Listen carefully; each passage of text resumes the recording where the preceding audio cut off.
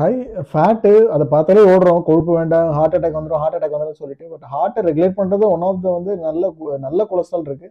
நிறைய பேர் வந்து எது நல்ல கொலஸ்ட்ரால் ஃபுட்டு, எது கெட்ட கொலஸ்ட்ரால் தெரியல, இதெல்லாம் சாப்பிட வேண்டாம், என்ன விட சொன்னாங்க, அது சொன்னாங்க. எங்க ஊர்ல எங்க மாமா இன்னமும் வந்து நெய்யை ஊத்தி அப்படி சாப்பிடுவாங்க. சாதம் சாம்பார்ல போட்டாங்கன்னா இன்னமும் நல்லெண்ணெய் ஊத்தி அப்படி சாப்பிடுவாங்க. நல்லெண்ணெய் ஊத்தி சாப்பிட்டாங்க. ஹார்ட் அட்டாக்லாம் நல்லா தான் இருக்காங்க. என்ன நல்ல கொலஸ்ட்ரால், என்ன கெட்ட கொலஸ்ட்ரால் சொல்றேன். ஆனா அந்த அளவுக்கு வேலை செஞ்சு வெயில்ல போய் உடல் உழைப்பு இருந்தா பிரச்சனை இல்லை. அது ஒன் ஆஃப் த ரீசன். நல்ல டயட்டை சூப்பரா எடுத்தோம், ஃபுல் டே சிஸ்டம் டே உட்காந்தே இருக்கணும், அதுவும் கஷ்டம். ஸோ அதுவும் பார்த்துக்கோங்க. ஃபர்ஸ்ட் நல்ல கொலஸ்ட்ரால் என்னென்னு பார்ப்போம். சில ரிசர்ச் ஆர்டிகல் எடுத்து வச்சிருக்கேன் உங்களுக்கு. ஃபர்ஸ்ட் அவகோடா தாராளமா எடுத்துக்கலாம். அவகோடா பாத்தீங்கன்னா வந்து ஒரு அமெரிக்கன் ஹார்ட் அசோசியேஷன்ல இருக்கேன், அவன் சொல்றான் வந்து நல்லா இருக்கு அப்படி இப்படின்னு சொல்றான். அந்த டைரி ப்ராடக்ட்ஸை பத்தி பேசுறான், அவகோடாவும் சேர்த்து. அதுல என்ன சொல்றாங்கன்னு சொன்னீங்கன்னா 80% ஃபேட்னு சொல்றாங்க. அது வந்து ஹையர் இன் ஃபேட், இது அனிமல் ஃபுட்ஸோட ஃபேட் அதிகம்னு சொல்றாங்க. ஆனா நல்லது அவகோடான்னு சொல்லுவோம் இல்லையா, அந்த பட்டர் ஃப்ரூட் நம்ம ஜூஸ் சாப்பிடுவோம் இல்லையா, அது. அதே மாதிரி வந்து பாத்தீங்கன்னா 45 மென்னும் உமனும் எடுத்து ஒரு ஸ்டடி பண்றாங்க. வாரத்துக்கு 5 நாளைக்கு அவகோடா ஃப்ரூட்டை கொடுத்துட்டு அவங்களோட ப்ரொஃபைல் எடுத்து பாக்குறாங்க. ஹெல்த் பெனிஃபிட்ஸ் நல்லா இருக்குன்னு சொல்லி ப்ரூவ் பண்ணியிருக்காங்க. அடுத்து வந்து பாத்தீங்கன்னா பெஸ்ட் சோர்ஸ் ஆஃப் ஃபைபர், அதாவது நம்ம டைஜஷன் வந்து பாத்தீங்கன்னா ஃபைபர் லெவல் தான் இந்த கான்ஸ்டிபேட் ஆகுது, செரிமானம் இல்லாம ஒரு நோயா வர்றது. ஸோ இது பெஸ்ட். ஃபேட் வந்து நம்ம கொழுப்பு வந்து பாத்தீங்கன்னா இன்ஃப்ளமேட்டரின்னு சொல்லுவோம். அந்த உள்ளுக்குள்ள எரிச்சல் அந்த இதெல்லாம் ஆத்துறதுக்கு உடம்புக்கு தேவை. கால்சியம் உடம்புல வந்து போன் ஸ்ட்ரென்த்தா இருக்கிறதுக்கும் வந்து பாத்தீங்கன்னா ஃபேட் தேவை. அதே மாதிரி அதுல சேச்சுரேட்டட், பாலிசாச்சுரேட்டட், அன்சாச்சுரேட்டட், அது நிறைய டைப்ஸ் இருக்கு. பட் இன் ஷார்ட் அது புரிய மாதிரி சிம்பிள்ஸா போயிடுவோம். ஒரு ஸ்டடியில என்ன சொல்றாங்கன்னா ஒமேகா 3 ஃபேட்டி ஆசிட் வந்து பாடியில என்ன பண்ணுது அப்படின்னு சொல்லி ஒரு கொலஸ்ட்ரால் லெவல் எப்படி ரெகுலேட் பண்றது ப்ரூவ் பண்றாங்க. அதுக்கப்புறம் வந்து பாத்தீங்கன்னா ஹெல்த்தி பாடி கம்போசிஷன், அதாவது என்னன்னா ஒரு உடம்புல வந்து கொழுப்பு, கார்போஹைட்ரேட்ஸ் இருக்கணும், ப்ரோட்டீன் இருக்கும், ஃபேட் இருக்கும், மினரல்ஸ் இருக்கும், வைட்டமின்ஸ் இது எல்லாமே இருக்கணும். அந்த ஏடிஇன்னு சொல்லுவோம், AD vitamin A, vitamin D, vitamin இது அப்சர்வ் பண்றதுக்கும் வந்து கொலஸ்ட்ரால் தான் சொல்றாங்க. அதுக்கப்புறம் பாத்தீங்கன்னா பிரெயினை ரெகுலேட் பண்றது ஒமேகா 3 ஃபேட்டி ஆசிட்னு சொல்றாங்க, அதுவும் ஃபேட் தான்.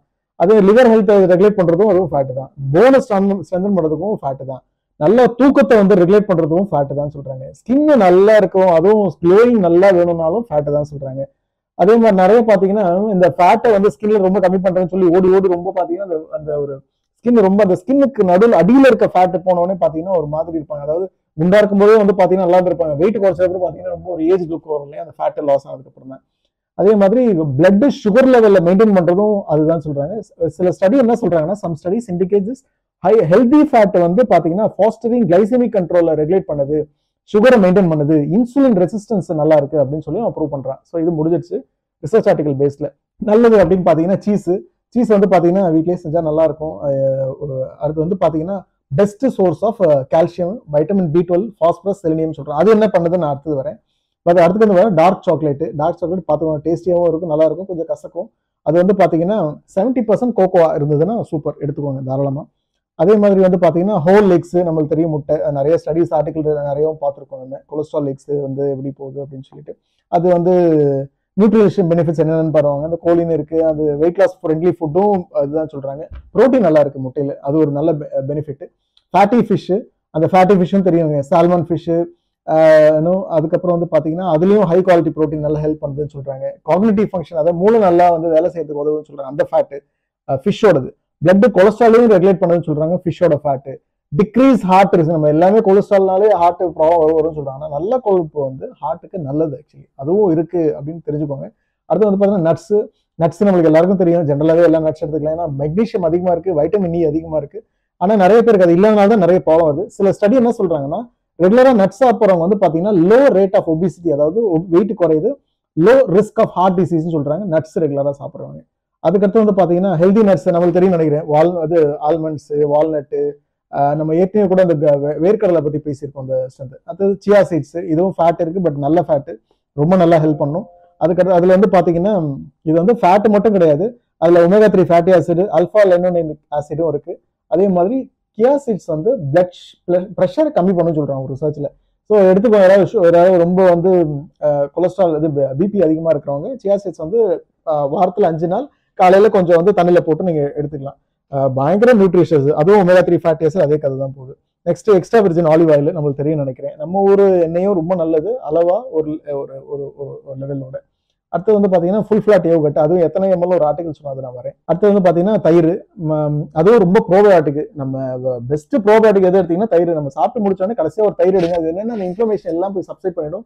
பெஸ்ட் ஃபுட்டு இந்த தயிர். அடிஷனலி ரிசர்ச் என்ன சொல்றான், full fat dairy has no negative health effects சொல்றான் compared with fat free or reduced fat டைரின்றான். இது ஜீரோன்னு சொல்றான். அதாவது ஃபுல் ஃபேட்டி டைரி இது ப்ராடக்ட்ஸ், அதாவது அந்த தயிர். இந்த பாட்டம் லைன் நெக்ஸ்ட் அவ்வளவுதான். ஸோ இன் ஷார்ட் பார்த்தீங்கன்னா இந்த உடம்பை ரெகுலேட் பண்றது, உடம்போட உஷ்ணம் கம்மி பண்றது, இந்த உடம்புல இந்த பவுல் டிசீஸ், இந்த இரிட்டபிள் பவுல் வரும் சில கண்டிஷன், அதுக்கும் ஃபேட் நல்லா ஹெல்ப் பண்ணும். ரொம்ப நாள் டைஜஸ்டன் டிலே பண்றது, நம்ம உடம்பு வந்து ஹீட் வெயில்ல எதிர்த்து நிக்கிற இந்த சூடை வந்து கம்மி பண்ற தன்மையும் ஃபேட்டு தான். நீங்க நல்லா பாருங்க, குண்டா இருக்கும் உடம்பு தொடுப்பதை கொஞ்சம் சில்லுன்னு இருக்கும். ஸோ அதுவும் அது அது டேரக்டா உடனே குண்டா இருக்குங்க உடனே ஃபேட் அப்படி இல்லை. ஒரு சும்மா இதுக்கு அந்த என்ன சொல்லுவாங்க, இந்த வாச கன்ஸ்ட்ரக்ஷன் வாச டால்டேஷன் ப்ராப்பர்ட்டிக்காக சொன்னோம், எப்படி வந்து பாடியில வெயில் படும்போது எப்படி உடம்பு சில்லுன்னு ஆகுது பொறுத்து. ஸோ இன் ஷார்ட் வந்து பாத்தீங்கன்னா ஃபேட் நல்லது. நிறைய பேர் என்னன்னா ஃபேட்டா அது இது ஃபேட் அது ஃபேட் ஆயிடுச்சு. என்ன சாப்பிட்றோன்னே தெரியாம நல்லா சாப்பிட்டு வேலை சரியா நல்லா இருக்காங்க, இதை சாப்பிட்டா வந்துடும் அதை சாப்பிட்டா வந்துடும் சொல்லிட்டு ஃபேட்டை கம்மி பண்றோம்னு சொல்றவங்களுக்கு தான் 1000 நோய் வருது. ஜஸ்ட் ஒரு லாஸ்ட் ஒரு பஞ்ச்.